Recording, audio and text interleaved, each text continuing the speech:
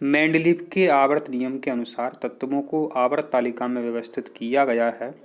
तो जो मेंडलीव वैज्ञानिक थे, रसायनज्ञ थे, तो इन्होंने एक आवर्त नियम दिया था और इस नियम के अनुसार तत्वों को आवर्त तालिका में व्यवस्थित किया गया था, माने एक के बाद एक।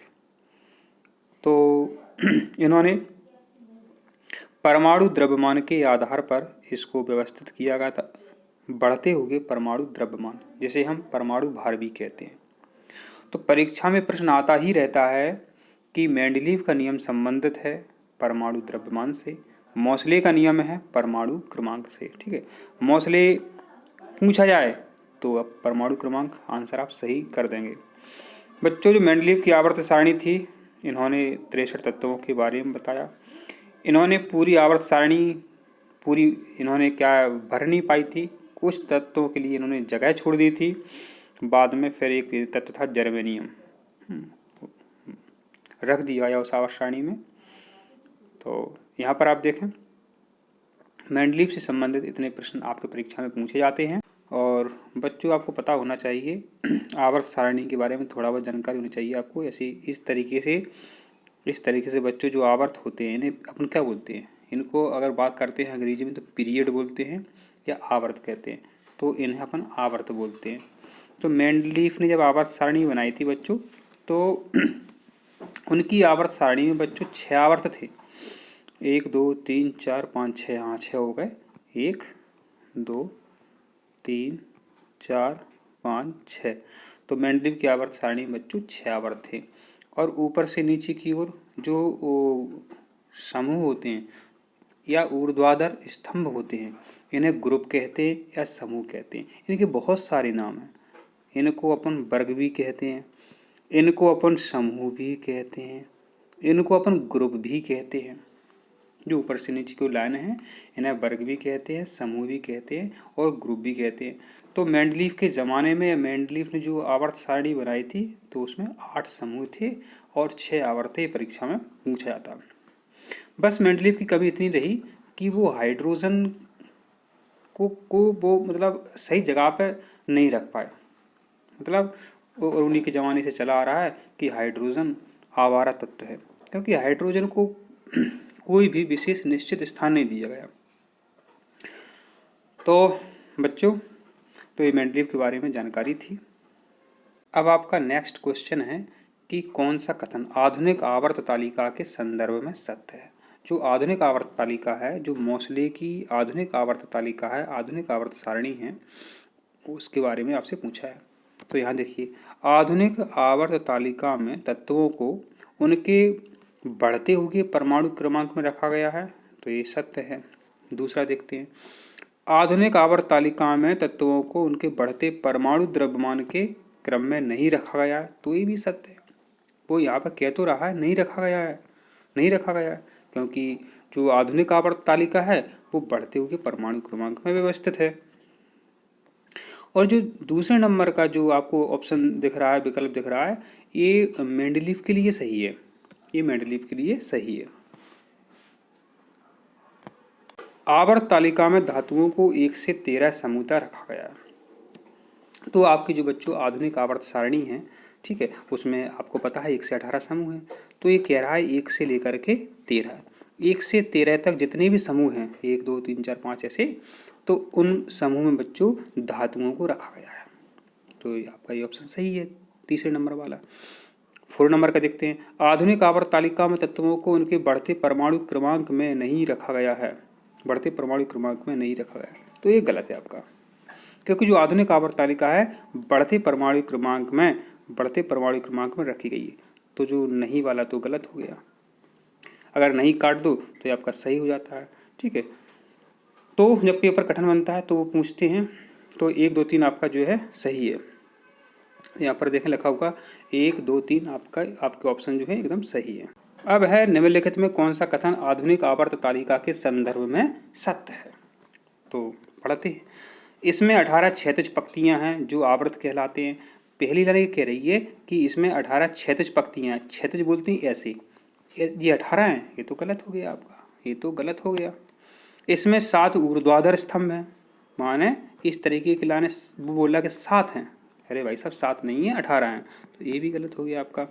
इसमें 18 ऊर्ध्वाधर स्तंभ हैं जो समूह कहलाते हैं या ग्रुप कहलाते हैं। क्या बात है, तो ये आपका सी एकदम करेक्ट है, सी एकदम आपका एक करेक्ट है, क्योंकि इसमें 18 ऊर्ध्वाधर स्तंभ हैं जिन्हें अपन समूह कहते हैं, वर्ग कहते हैं, ग्रुप कहते हैं। डी भी देख लेते हैं, इसमें 7 क्षैतिज पंक्तियां हैं जो समूह कहलाती हैं। अब बच्चों देखो गलती क्या कर देते हैं, 7 क्षैतिज पंक्तियां हैं तो एक तो एकदम करेक्ट आंसर है। जो समूह नहीं कहलाती हैं बच्चों, जो आवर्त कहलाती हैं, अगर वो ऐसा कर देता तो ये सही हो जाता, यही भी सही हो जाता और आपका सी भी सही हो जाता। तो जो क्षैतिज पंक्तियाँ होती हैं बच्चों, जो ऐसी लाइनें होती हैं इन्हें क्षैतिज पंक्तियाँ बोलते हैं, ये आवर्त होती हैं और ये 7 आवर्त हैं बच्चों। तो कितने सरल प्रश्न आपसे पूछे जाते हैं। आपसे पूछा है आधुनिक आवर्त तालिका में इलेक्ट्रॉनिक विन्यास 2-8 वाला तत्व है। तो देखो इनको आप जोड़ लिया करो, जोड़ लो बच्चों। 2-8 कितने हो 10, 2-8 कितने होते हैं 10 हो गए। अब परमाणु क्रमांक 10 किसका है बताओ। तो बच्चों परमाणु क्रमांक 10 किसका है, ये नियोन का है। और नियोन कौन से समूह में बच्चों, नियोन आपके 18वें समूह में है। 18 हीलियम है, फिर आपका नियोन है, फिर आपका आर्गन है, क्रिप्टॉन है, जीनान है, रेडान है। तो नियोन का परमाणु क्रमांक बच्चों होता है 10। किस समूह में है, 18वें समूह में। ऑप्शन देख लो क्या है, 18वां समूह, तो ये आपका यहाँ पर करेक्ट आंसर है।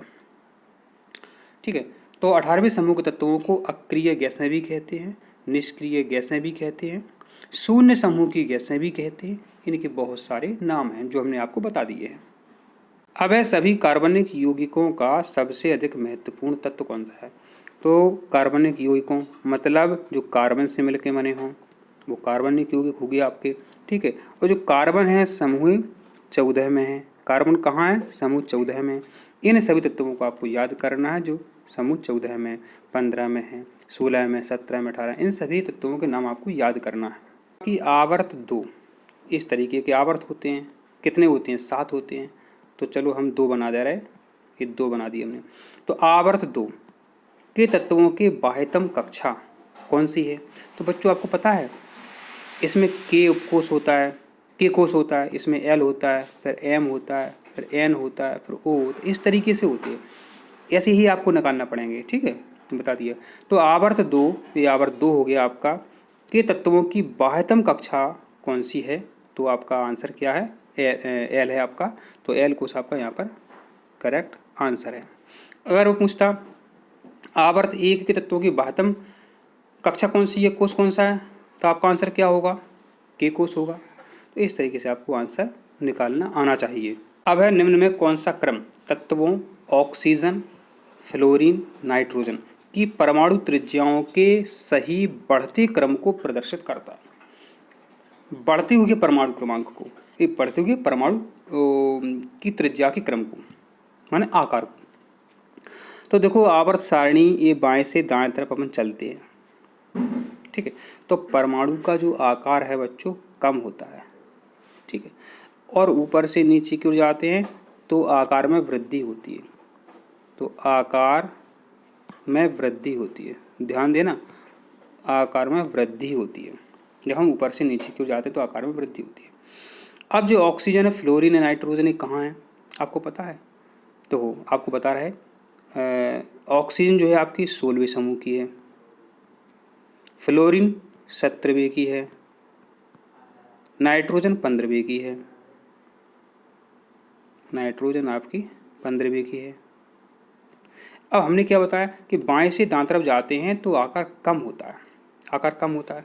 लेकिन पूछा है कम होता है तो इसका तो कम हुआ नहीं, इसका तो कम होगा, ज़्यादा नाइट्रोजन का होगा, ज़्यादा नाइट्रोजन का होगा, ज़्यादा नाइट्रोजन का होगा। तो प्रश्न पूछ रहा है कि परमाणु त्रिज्याओं की बढ़ती क्रम, माने नाइट्रोजन बाद में आना चाहिए बढ़ते क्रम में, सबसे पहले छोटा आना तत्व आना चाहिए।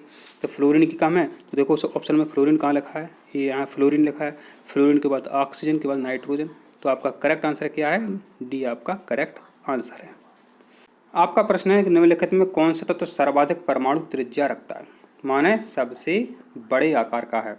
तो यहाँ पर देखो हमको तो पता है कि जो पहला समूह है बच्चों उसमें कौन कौन से तत्व हैं, हाइड्रोजन है, लिथियम है, सोडियम है, पोटेशियम है, रुबिडियम, सीजियम, फ्रेंसियम ऐसे हैं।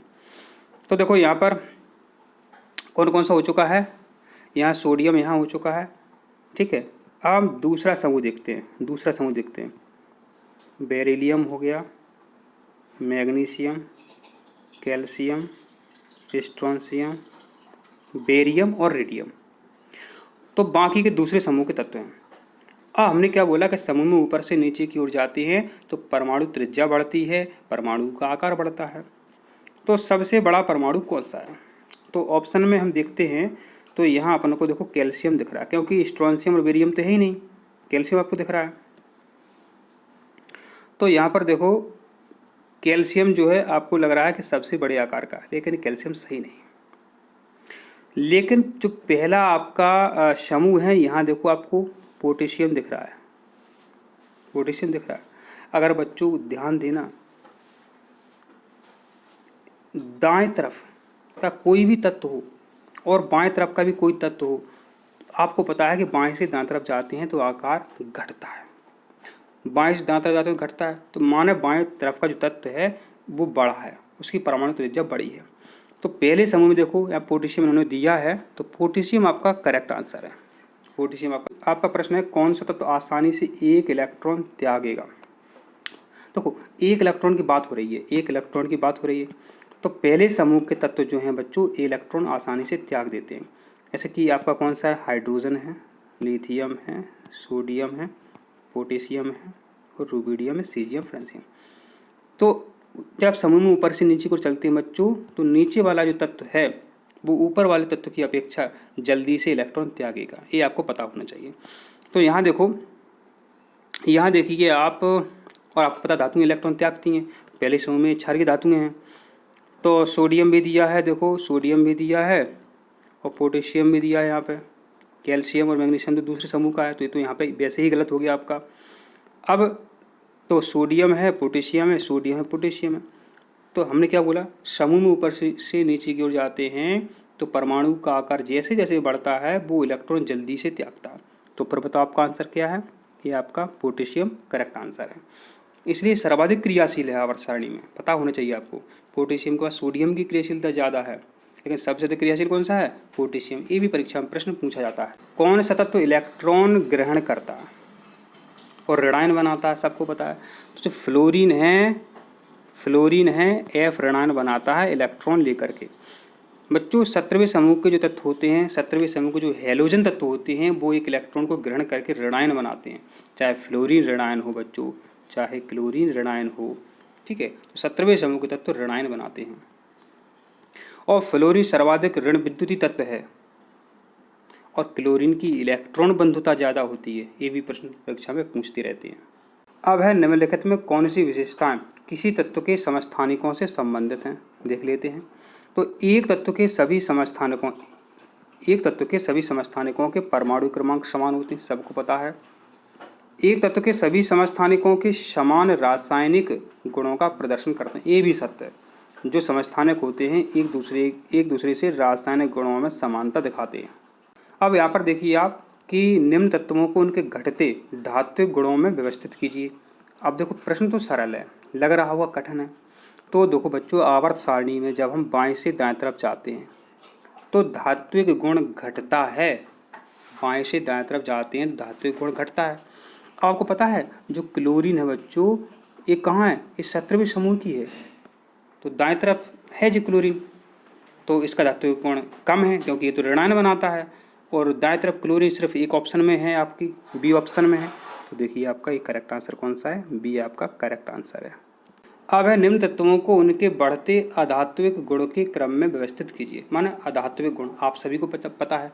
आवर्त सारणी में बाएं तरफ धातुएं होती हैं और दाएं तरफ होती हैं अधातुएं। बाएं तरफ धातुएं और दाएं तरफ अधातुएं, ठीक है। दाएं तरफ क्या होती हैं, अधातुएं। क्या होती हैं, अधातुएं माने नॉन मेटल। क्या होती हैं, नॉन मेटल।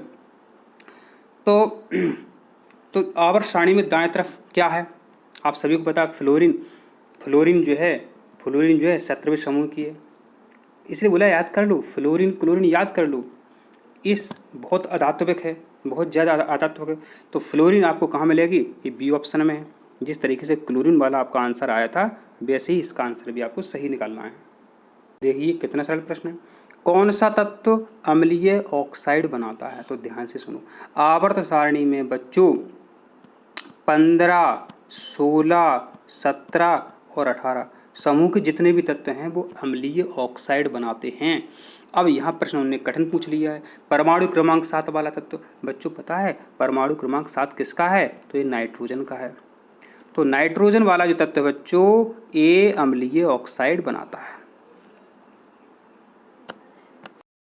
अब आपका किसी आवर्त तालिका के किसी समूह में, किसी भी समूह में ऊपर से नीचे को जाने पर कौन सा मान नहीं परिवर्तित होता है?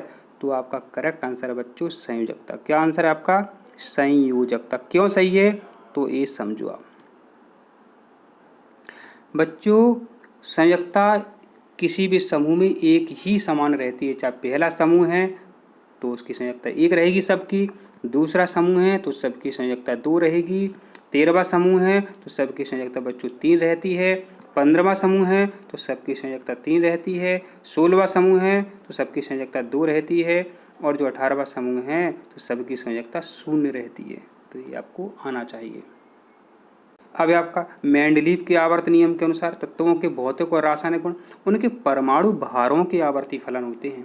सही बात है, परमाणु भार पर आधारित है मेंडलीव की आवर्त सारणी। और आधुनिक आवर्त नियम के अनुसार तत्वों के भौतिक एवं रासायनिक गुण उनके परमाणु क्रमांकों के आवर्ती फलन होते हैं।